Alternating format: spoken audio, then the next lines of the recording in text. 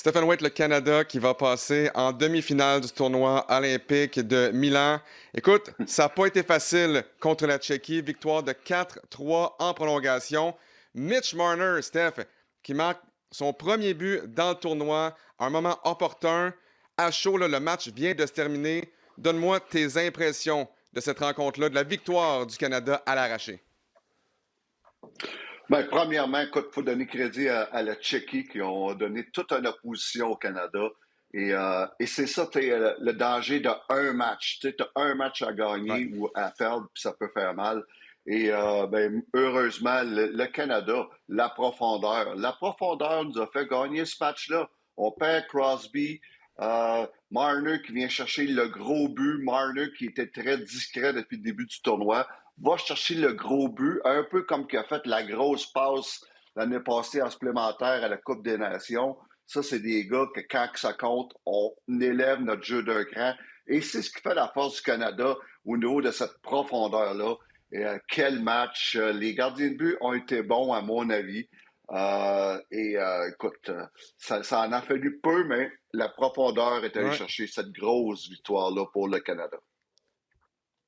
Écoute, je te relance sur les gardiens dans un instant. J'aimerais ça qu'on parle de Nick Suzuki. Tu l'as dit, Sidney Crosby qui Voilà. s'est blessé à la jambe droite. Radko Gudas, d'ailleurs, tout un match quand même. Il a été là, le Ouais. joueur le plus impliqué du côté de la Tchéquie, le vétéran. Donc là, Crosby se blesse.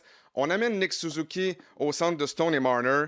Et là, Nick Suzuki, et on pouvait le lire sur X, sur les réseaux sociaux, les gens qui chialaient, les gens qui disaient que Nick Suzuki était invisible. Dès qu'on l'a mis au sein de ce trio-là, Nick Suzuki n'était plus invisible. Il a toute une chance de marquer. Souvenez-vous, en deuxième période, le filet ouvert, un angle restreint, n'a pas réussi à mettre la rondelle dans le but. On l'a vu se prendre la tête en disant comment j'ai pu rater ça. Et là, marque possiblement le but le plus important de sa carrière de hockeyeur pour créer l'égalité à 3 partout. C'est toute une histoire quand même que Nick Suzuki, et j'ai hâte de voir à quel point ça va lui donner confiance ça, pour le reste du tournoi, Steph. Ben, c'est clair. Écoute, Nick Suzuki qui avait un rôle effacé avec l'équipe Canada, et c'était bien correct, tout sa première expérience avec les meilleurs joueurs au monde. Et aussitôt, la minute que Crosby a été blessé, mais c'est là qu'on a vu Suzuki prendre le relais. Et là, d'un rôle effacé, il est devenu un rôle important. Et Nick Suzuki n'a pas déçu personne. Nick Suzuki vient de se mettre sa map au niveau international avec ce gros but-là. Et encore une fois, c'est bravo Nick parce qu'il s'est contenté d'un rôle effacé qui accomplissait bien. Oui, pour les gens de Monsieur Tout le Monde, on pouvait dire qu'il était, qu'il était un petit peu pas visible beaucoup. Mais Ah aussitôt ouais. qu'on lui a Mhm. donné un rôle pour remplacer Crosby, mais son rôle vient de changer. Il devient un rôle important dans l'équipe et il s'est illustré quel gros but. Ça prend beaucoup de talent pour faire ces sortes de déviations-là. C'est pas un hasard. Ça, c'est beaucoup de talent, beaucoup de pratique et quel gros but au gros moment. Et Nick Suzuki, mais écoute, encore une fois, je reviens la force du Canada, la profondeur. Tu perds un Crosby, tu as un Nick Suzuki pour prendre la relève. Et ça, les autres pays n'ont Ouais. pas ce luxe-là. Donc, bravo Nick Suzuki. Encore une fois, il vient de grandir son expérience à un autre niveau. Ouais. Écoute, Steph, je regarde mes notes là présentement. Gros arrêt, Jordan Bennington. Wow, quel arrêt Bennington. Tir à bout portant de la Tchéquie contre Bennington. Si Bennington ne fait pas les arrêts en troisième période et surtout en période de prolongation, on ne parle pas du but de Mitch Marner. Là. Je comprends que ça s'est Ah, terminé 4-3. Il a quand même accordé 3 buts, mais Bennington a été excellent quand même pour le Canada quand ça comptait. bah, encore une fois, c'est le même Bennington Ah ouais, c'est ça. qu'on voit depuis des années en finale de la Coupe Stanley, au championnat du monde, aux quatre nations et maintenant aux Olympiques. Bennington, je me fous du nombre de buts, c'est la sorte de but que C'est tu ça. donnes qui m'inquiète. Et les trois buts, j'ai aucun problème avec les trois buts qu'il a donnés.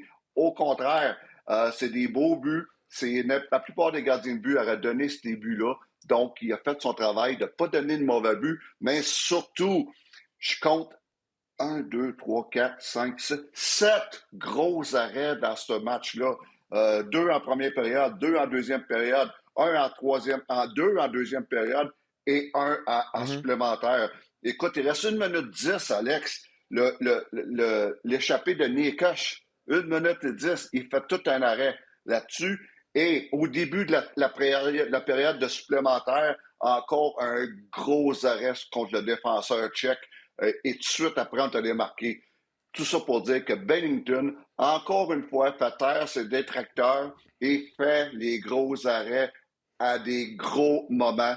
Et il a fait la même chose l'année passée aux Quatre Nations. Donc, c'est ce que j'adore de Bennington. Et c'est la raison, malgré une saison très difficile à Saint-Louis, qui est aux Olympiques avec l'équipe Canada, c'est que c'est Ouais. un gars, quand ça compte, ben, il fait les gros arrêts. Je peux te dire qu'à la maison, certainement, il y avait des gens qui étaient nerveux, il y avait des gens qui étaient fâchés, même si le match n'était pas terminé à 3-2 pour la Tchéquie. Tout le monde se rappelait 1998, la République tchèque qui avait battu le Canada. Après ça, équipe Canada Junior, 2 années, se font battre par la Tchéquie. Et là, soudainement, remontée du Canada. Donc, le Canada qui va jouer en demi-finale. Et là, évidemment, on était à chaud, là. Le match vient de se terminer. On ne sait pas ce qui se passe avec Sidney Crosby à l'instant. N'est pas revenu au jeu en Ouais. troisième période. À quel point ça peut avoir un gros impact? Tu parles souvent de la profondeur, mais c'est quand même, on parle de Sidney Crosby. Puis je me demande aussi, à quel point c'est normal que le Canada ait eu de la difficulté contre la Tchéquie. On a vu la formation canadienne, c'est une équipe de All-Star, et ça a tout pris. Ça a pris une période de prolongation pour Ouais. battre la Tchéquie. Est-ce que tu es inquiet pour la suite des choses ou c'est un wake-up call vraiment pour le Canada? Ben, je crois que. Ben, non, je ne suis pas vraiment inquiet. La Tchéquie, écoute, encore une fois, il faut leur donner crédit. Ils se sont sacrifiés. On a vu des tirs bloqués de partout.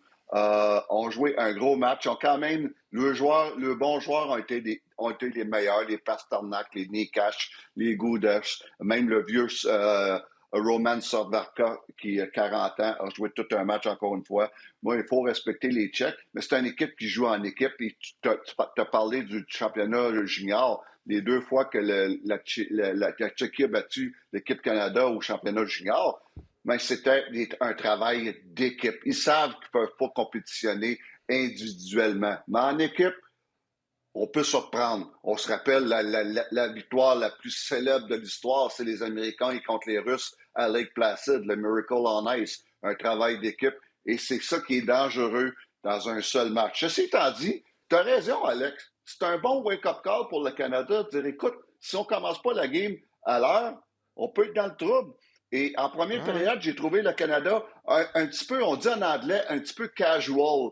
On pourrait dire, traduire ça en trop Trop à décontracté l'aise, ou les peut-être pas prendre d'effort, ouais. trop à l'aise, exactement. Et à un moment donné, on a vu à 2-1, au milieu de la partie, à 2-1, on voyait des signes d'inquiétude. On voyait à un moment donné un John Cooper qui, oh my God, ça avait l'air à tourner là-dedans, là, dans sa tête. Mais tout ça pour dire que c'est un très bon wake-up call. Ceci étant dit, je ne suis pas inquiet pour le Ouais. restant. Je ne dis pas que le Canada va gagner parce qu'un match, tout peut arriver, mais ils C'est vont ça. être prêts, puis pas à peu près, je peux te dire. Parce qu'on va se dire, en première période, la Tchéquie qui a probablement été la meilleure équipe sur la patinoire. On a bourdonné Ouais. également à mi-chemin en troisième période. C'est dangereux pour la formation canadienne. Avant qu'on se laisse, Steph, je veux absolument que tu me parles de Macklin Celebrini qui a encore une fois ajouté 3 points dans le match d'aujourd'hui. Écoute, le kid est encore tellement jeune, mais tu le places où parmi les meilleurs joueurs au monde? Là, il joue évidemment avec McDavid et Non. McKinnon. On a réuni ce trio-là, mais tu le places où à cet âge-là, parmi les meilleurs joueurs au monde? Ben là, écoute, il va falloir le mettre, je t'ai pas dit top 10, mais il est pas mal plus. À tous les jours, il se rapproche du top 5. C'est sûr que là, on a des Kucherov, on a des McDavid, on a des McKinnon. Ben oui. Et ça, sont là. Mais Celebrini, il s'en vient là, il est dans le top 5. Là. Et c'est très, très impressionnant. Tu fais juste regarder ce qu'il fait avec les Sharks, les troisièmes marqueurs de la Ligue nationale, avec une équipe où il n'y a pas beaucoup de sport alentour de lui.